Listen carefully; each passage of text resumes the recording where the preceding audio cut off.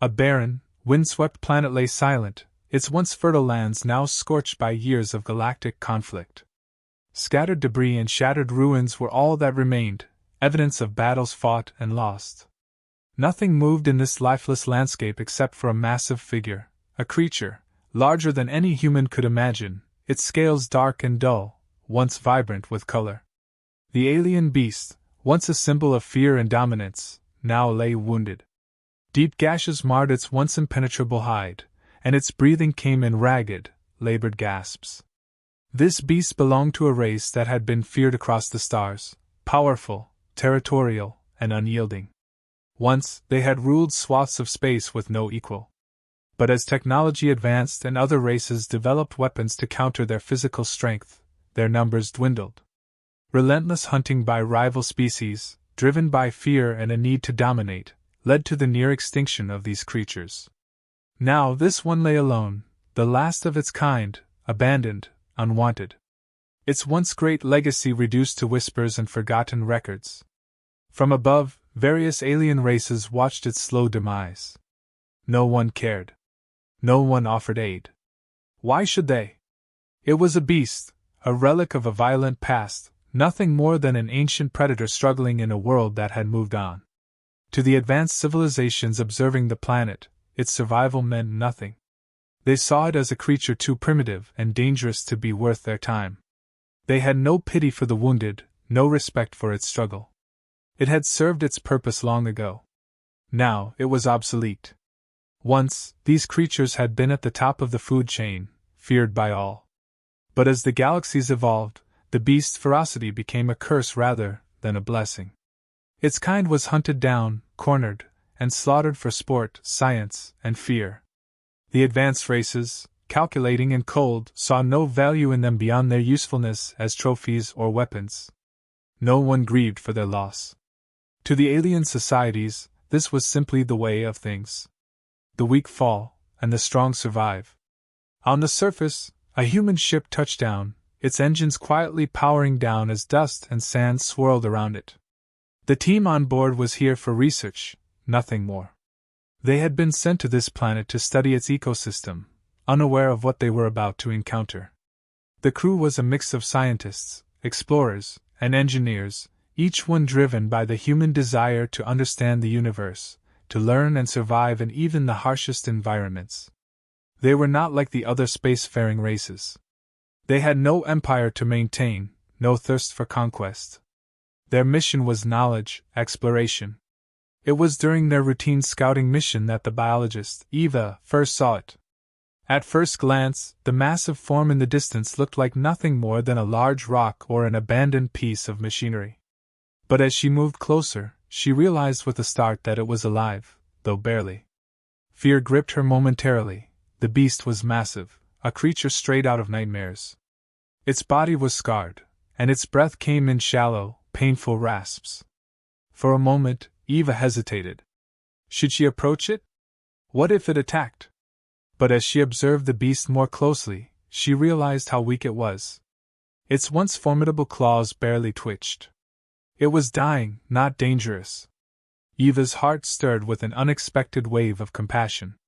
She felt something no other species had felt for this creature: pity. Returning to the camp, she shared her discovery with the rest of the crew. A debate ensued. Some argued that the creature was too dangerous. Its kind had terrorized galaxies, after all. They had no obligation to help it. But Eva insisted. "We can't just leave it to die," she said, her voice steady. "It's a living being. We have to try." The team gathered around their makeshift camp, the tension palpable. Eva was insistent, her voice firm as she explained what she'd seen. Others weren't so sure. It was one thing to observe the creature, but to intervene? The risks were real. Its kind had been predators once, feared and lethal. Helping it could be a fatal mistake. What if, in trying to save it, they woke something dangerous? What if it turned on them once it regained strength? There were valid concerns. But for Eva and a few others, the choice wasn't about practicality or safety. It was about morality. Eva argued that life was life, no matter its form. Just because this creature was alien and once dangerous didn't mean it deserved to be left to die, especially when they had the means to help. "It's the last of its kind," she said. "If we don't help, it dies here alone. And will be no better than the others who abandoned it." The debate raged on, splitting the crew into two clear camps: those who saw the beast as a threat, and those who believed it was their responsibility to try, even at great risk. The argument wasn't just about the creature. It was about what it meant to be human in a galaxy that often valued cold efficiency over compassion. The captain listened to both sides, weighing the options carefully. He, too, felt the gravity of their choice. Finally, he made the call. "We help it," he said, his voice quiet but firm. "We help it because we're human, and we don't turn our backs on those who need it, no matter what they look like." The decision made, they approached the beast cautiously. Its massive frame shifted slightly, its eyes watching them with a mixture of wariness and exhaustion. Though weak, there was still power in its massive limbs, and the humans knew that one wrong move could trigger its defensive instincts. Moving slowly, they brought water and laid down some medical supplies at a safe distance. The creature didn't respond immediately, its labored breathing the only sound in the stillness. It wasn't until Eva crouched down and gently extended her hand, showing no aggression, only calm, that the beast seemed to relax slightly. For a moment, time seemed to stretch as they stood there, waiting to see if it would accept their aid. Then, slowly, the creature's massive head lowered, resting on the ground in a gesture of submission. It wasn't attacking, it was allowing them to help. Relief flooded through the group. The initial fear began to fade, replaced by an understanding that this wasn't some mindless monster. It was a living being in pain, simply trying to survive. The team worked quickly, their movements coordinated and precise. Using what little medical supplies they had, they began treating the creature's wounds. The injuries were severe, but with the help of advanced human technology, they could clean and stabilize the worst of them. It was a challenging task, patching up an alien anatomy they barely understood, but they adapted quickly, their ingenuity shining through. The creature remained still, its massive form responding to their care in small, subtle ways. Other species watched from the safety of their ships, their indifference to the scene below starkly contrasting with the humans' efforts. To them, this creature wasn't worth saving. But the humans didn't see a monster. They saw a creature in need, something left to die by a galaxy that had moved on without it. Their decision to save the beast was an act of defiance, a statement that compassion and empathy still had a place in this harsh universe. As the creature's wounds began to heal, the humans noticed subtle changes in its behavior. It wasn't just the way it moved or responded to their presence. There was something more deliberate about its actions. The creature, once barely conscious, now seemed aware of its surroundings in a way that was more than just instinct. It began mimicking their movements, watching them closely and responding to their gestures. When Eva knelt to clean its wounds, the creature's massive eyes followed her hands, almost as if it understood what she was doing. At first, the crew dismissed these actions as coincidental. But the biologist, ever observant, began to pick up on patterns. Each time they made a particular gesture, such as offering water or reaching out with an open hand, the creature would replicate the movement in some way, as if trying to communicate. Its massive head would tilt in a manner that suggested curiosity, not just simple reaction. Eva hypothesized that this wasn't just an animal, it had intelligence, and perhaps it was trying to connect with them in the only way it knew how. Intrigued, the humans started experimenting. They tried simple gestures, raising their hands or making basic movements that they hoped the creature could understand. To their surprise, it responded. It began mirroring their actions, albeit slowly and clumsily at first. Over time, it became clear that the beast was learning. Each interaction brought a deeper understanding. What had initially been fear-driven or defensive behavior was now replaced with curiosity and a desire to interact. The creature showed signs of trust, approaching the humans more closely, its massive body moving with surprising gentleness. The bond between the humans and the creature grew stronger. They no longer saw it as a beast, but as a fellow intelligent being, albeit one that communicated in ways they hadn't fully grasped yet. The creature was cautious but attentive, learning more each day. It began to recognize individual humans, responding differently to each member of the crew. With Eva, it was particularly calm, as if recognizing her role as its caretaker. The once fearsome predator now exhibited behaviors that spoke of intelligence beyond mere survival instincts. This growing connection was more than just a reflection of the creature's learning capacity. It was a testament to humanity's ability to bridge gaps between species through empathy and communication. The humans weren't just helping the creature physically, they were reaching out to it mentally, creating a bond that crossed the boundaries of biology and culture. Where other species saw a monster, humans saw potential. As their interactions deepened, the crew began to uncover more about the creature's past. Through a series of subtle gestures and reactions, it became clear that the beast wasn't simply a mindless predator. It had once been part of a complex society, with structure and purpose beyond territorial dominance.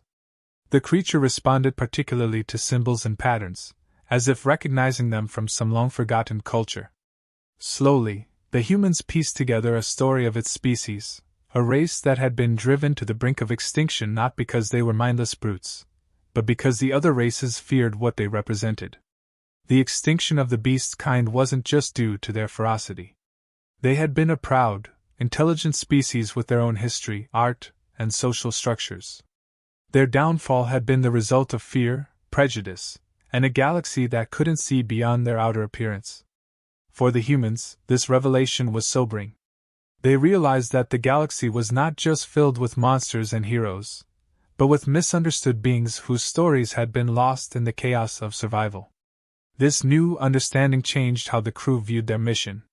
It wasn't just about saving a single creature, it was about preserving a piece of history, a legacy that deserved to survive despite the prejudice of other advanced species.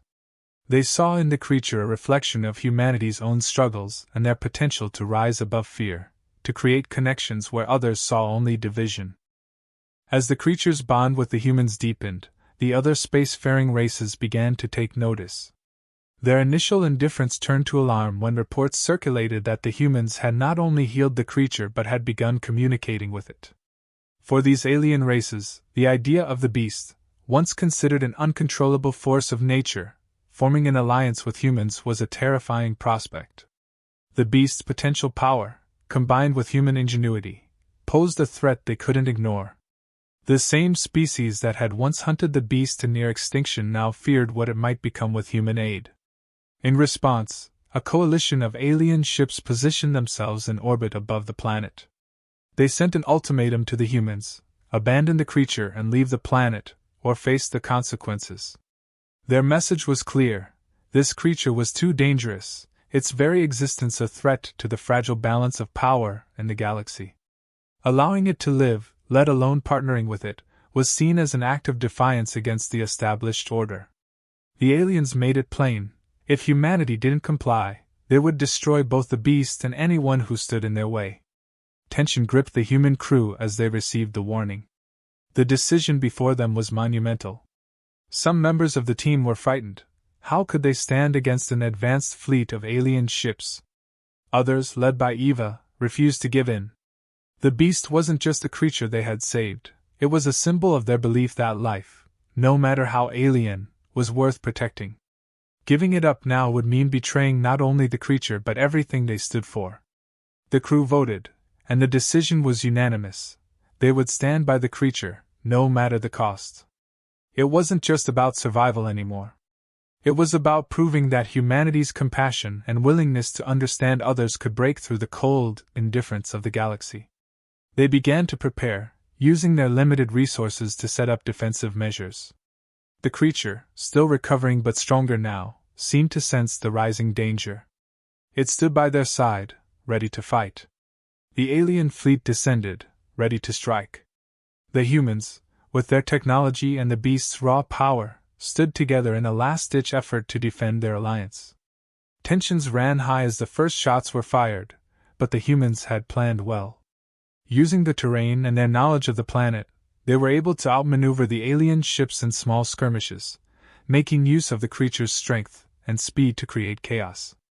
The beast, no longer just a force of nature, fought strategically alongside the humans, understanding their signals and working in unison.